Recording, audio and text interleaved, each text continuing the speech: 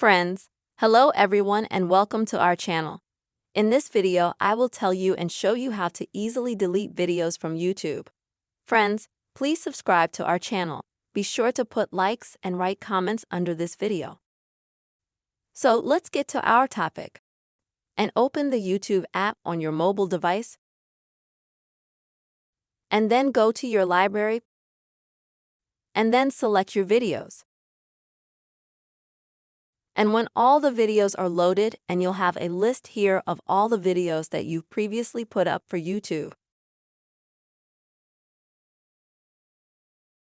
If you want to find a specific video, just scroll down and find the video you want to delete. So, in order to delete it, you'll need to type in the video. Click on the three dots. Select the Delete menu at the bottom. And just confirm your actions. Click Delete again, so the video will be instantly deleted from all of your videos.